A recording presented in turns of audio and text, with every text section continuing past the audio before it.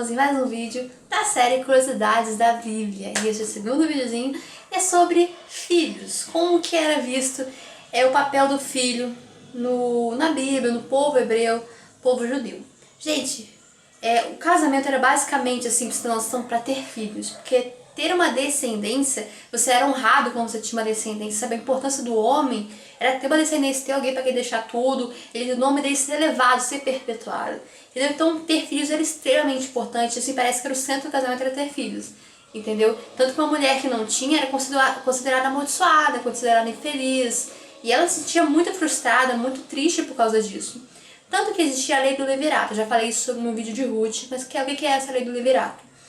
Quando uma mulher casava com um homem e não tinham filhos e ele morria, qual que era a lei do levirato? Era se casar com um cunhado, com o irmão do falecido, para poder ter um filho.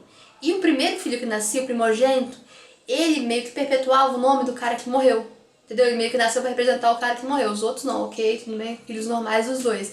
Mas o primeiro, ele tinha essa ligação com o pai que tinha falecido, entendeu? Ele era o que perpetuava, né, o nome daquele pai que tinha morrido. É muito, muito importante o papel do primogênito na Bíblia. Em várias histórias, em vários aspectos, muito se fala sobre o primogênito.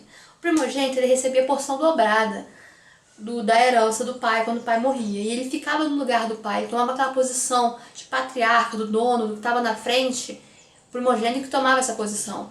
E muito interessante o negócio que eu vi quando eu estava estudando sobre isso, porque Eliseu pediu para Elias porção dobrada do ministério, do poder que ele tinha. Aí muita gente fica assim, porque Eliseu queria ser maior do que Elias, mas não, ele fez isso, ele pediu isso no sentido de como ele fosse um filho, porque o filho tem porção dobrada da herança. Legal, né? Totalmente diferente o sentido quando você entende o significado do primogênito para o povo. Outro costume assim, bem diferente é o resgate do primogênito, a redenção do primogênito, que é o que é isso? Isso tem a ver com a morte dos primogênitos em Êxodo. Lembra da morte dos primogênitos, que era a última praga? Morreu todos os primogênitos do Egito, só os que estavam dentro da casa, com sangue na porta, que fizeram todo o que Moisés falou, que era comer cordeiro e tudo mais, tá arrumadinho e tá. Eles não morreram. Então, depois que passou isso, criou-se essa cultura, essa tradição do resgate do primogênito, que era o quê? Eles teriam que pagar 5 ciclos ao sacerdote no 31º dia de vida do primogênito. E assim, nossa, mas que coisa esquisita ficar pagando. Mas era uma forma de lembrar, de celebrar esse livramento que os primogênitos tiveram, os primogênitos que sobreviveram nessa época. Outra coisa interessante também é que quando a criança nascia, a mãe não era só, por exemplo, o nome da mãe era Ruth. Minha mãe é Ruth, né? Quando ela teve meu irmão Lucas, por exemplo, não seria mais Ruth, seria a mãe de Lucas. Tanto que a gente sempre fala Maria, mãe de Jesus. Então é como se fosse um sobrenome, porque naquela época não tinha sobrenome. Então como você conhecia alguém? Ah, José, filho de Labão. Qual que é um chute aqui?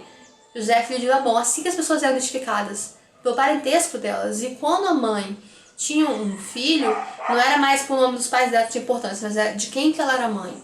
Maria, mãe de Jesus. Então era um novo sobrenome que surgia quando a mulher tinha um filho. A vida adulta, gente, começava com 13 anos para os homens, e era feito bar mitzvah, que é bem conhecido ainda hoje, e no bar mitzvah o rapaz, ele lê publicamente pela primeira vez o Tanakh. Tanakh é a Bíblia dos judeus. Eu já falei sobre o Tanakh aqui num vídeo, que é a origem da Bíblia, é um vídeo muito, muito legal, que eu falo sobre a Bíblia dos evangélicos, a Bíblia dos judeus e a Bíblia dos católicos. Eu falo as diferenças, explico como a Bíblia foi formada, é muito interessante a origem da Bíblia, vejam esse vídeo. E é Tanakh, a Bíblia dos judeus é Tanakh, e é a primeira vez que eu leio o Tanakh, em especial a Torá, que é a parte da Bíblia deles que eles acham mais importante, mais santa, mais suprema. Ele lê com um ponteiro, um negócio assim comprido de prata, da direita para a esquerda. Porque, como eu expliquei nesse outro vídeo aí, da origem da Bíblia, eles escrevem da direita para a esquerda, ou seja, eles leem da direita para a esquerda, e os livros sempre começam no final, assim, digamos, pra gente, entendeu? Tanto os judeus como os povos árabes leem assim. Então o rapazinho com 13 anos, isso se tornou homem, e ele lê publicamente a Torá. Interessante que a mulher nunca pode nem tocar na Torá, né, na cultura judaica, porque eles são um pouco machistas, já falei isso no outro vídeo. Outra coisa interessante em relação ao primogênito é que, na praga do Egito, quando Deus feriu os primogênitos, o sentido disso, por trás dessa praga, é que Faraó estava tocando o primogênito de Deus. que era Israel. Então Deus tocou nos primogênitos, não só do faraó, mas do Egito inteiro. Legal, né? Eu não sei se eu vi isso até na novelinha mesmo, também estudando, também vi, que é muito mais profundo que simplesmente, uma praga aí dos primogênitos. Não, era mais profundo, porque Israel foi o povo realmente escolhido, foi a nação escolhida por Deus. Depois essa graça dele se estendeu pra gente, graças a Deus por isso. Mas começou com Israel, que é o primogênito de Deus, que ele tem um cuidado todo especial, um carinho enorme, que a gente vê tudo contado, né, pela Bíblia. Gente, o nascimento das crianças era bem complicado antigamente. Tinha umas parteiras que ajudavam a mulher em tudo e tudo mais, só que se tivesse parto complicado, se tivesse parto difícil, era muito comum as mulheres morrerem, né? Porque não tinha toda essa tecnologia que tem hoje. O que eles faziam? Depois que a criança nascia, a parteira lá cortava o cordão umbilical e passava sal na criança. Sal, que é assim, enchia a criança de sal, tadinha. Porque eles acreditavam que a pele ficava mais firme. E depois eles enfaixavam umas faixas bem compridas e meio apertadas, porque eles acreditavam que isso fortalecia os ossinhos das crianças. Aí quando tinha que passar azeite e até o negócio de murta, que é uma planta, eles afrouxavam essas faixas para deixar entre a pelinha para proteger eles. Mas a mortalidade infantil, estava lendo hoje, era muito grande naquela época por causa da higiene, até da alimentação mesmo, era uma coisa complicada, né? Então havia uma alta mortalidade infantil naquela época. E em relação ao aborto, era comum em outras culturas, mas no povo judeu, graças a Deus, eles sempre entenderam que a vida é algo muito precioso, é algo que você não pode decidir, assim, não quero ter, entendeu? Eles tinham essa visão desde muito tempo contra o aborto. Hoje em dia, quando você vai escolher o nome de uma criança, fica qual nome bonito? Ai, fulano bonito, ai, Suzana, ai, Marina, ai, Tiago, é um nome lindo. A gente escolhe porque acha o nome bonito, sonoramente. Ou você ouviu uma pessoa um dia que tinha esse nome, teve um significado especial para você e você coloca. Mas pro povo hebreu, o nome tinha muito, muito, muito mais significado. Eles olhavam o significado real do nome, igual Isaías, é Deus a minha salvação. E os pais dele deram esse nome para ele numa época que todo mundo tinha se perdido de Deus. Não sabia quem era a salvação. Então todos os nomes tinham um significado muito forte. Jacó mesmo, quando nasceu, era enganador, muitos dizem que é enganador. Eu também tenho um outro significado que eu não tô lembrando agora, se eu lembrar eu coloco aqui embaixo. Mas todo nome era como se os pais colocassem uma esperança naquele filho, sabe? Não, tenho esperança que ele vai fazer a diferença. Então, pai colocava um nome, uma esperança, sabe? Um significado muito grande que eles esperavam que perpetuasse para a vida da criança. Entendeu? Então era muito mais forte, tanto que em alguns momentos da Bíblia os nomes são trocados, como de Oséias, que foi trocado para Josué, e de Jacó, que foi trocado para Israel. A circuncisão, gente, a circuncisão, eu acredito que vocês já devem saber que ela começou com Abraão. Deus deu essa ordenança para Abraão de ter a circuncisão, que é o quê? Que é cortar o prepúcio, a pelinha que tem no comecinho assim do pênis, que era para cortar essa pelinha assim, e isso todos os homens que nascessem, inclusive até os escravos que serviam, tinham que ter isso, que isso seria uma marca do povo de Deus. Então hoje os homens precisam, hoje não, que a gente não é de Israel. Isso foi pro povo de Israel, assim, tanto que tem muita gente que faz ainda, dos judeus ortodoxos e tudo mais. Isso quer simbolizar o quê? Aliança com Deus. Eu entendi, gente, que tipo, eles tiraram uma coisa que era considerada assim, indiferente, superficial, a mais. Para você poder servir a Deus, ter uma verdadeira aliança com Deus, você tem que renunciar à sua carne. Entendeu? Você tem que tirar o que está errado, o a mais, o que não é para estar ali.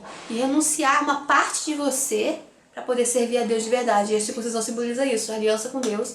E as crianças eram circuncidadas com 8 dias.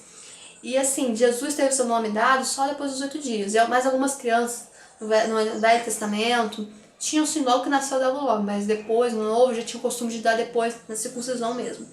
Algumas culturas se circuncidavam com 13 anos. Eu acredito que foi isso que aconteceu com Moisés, que ele quis circuncidar o filho dele com 13 anos, mais velho.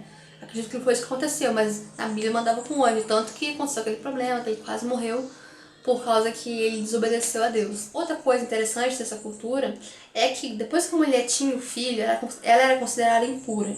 Então tinha que fazer um ritual de purificação. Naquela época, gente, no Velho Testamento, não existia isso de hoje, que você chega e Deus, perdão, desculpa, foi mal, perdão, errei, Deus te perdoa. Não, para você conseguir perdão, purificação, santificação, era através de sacrifício de animais. Então a mulher é considerada impura depois que ela tinha um filho. Aí ela ficava, se fosse menino, 40 dias, ou depois de 80 dias, se fosse menina, era sacrificado um cordeiro e um pombinho para poder existir a purificação da mulher. Se a mulher fosse pobre, a família fosse pobre, não precisava ser um cordeiro, podia ser 2 pombinhos mesmo. Aí existia a purificação da mulher. Então, gente, tem outras coisas muito interessantes que eu tenho pesquisado de onde eles moravam, como que era o saneamento deles, como que eles cuidavam das doenças, como que era a comida deles, a educação deles. Eu tenho pesquisado muito sobre a cultura dos judeus, numa enciclopédia bíblica muito boa que eu tenho, olho outras fontes, tem sido muito bacana esse estudo que eu tô fazendo. Eu acho interessante a gente entender e saber isso, sabe? São curiosidades bíblicas que fazem a gente entender melhor a Bíblia também. Se eu estiver falando alguma coisa errada, me desculpe, mas eu pesquisei no máximo que eu pude. Ainda não sou uma teóloga formada, mas eu me esforço pra tentar fazer tudo bonitinho pra vocês. Mas é isso, precisinho, espero que vocês tenham gostado. Beijinhos no coração e até a próxima. Curtam, se inscrevam e compartilhem.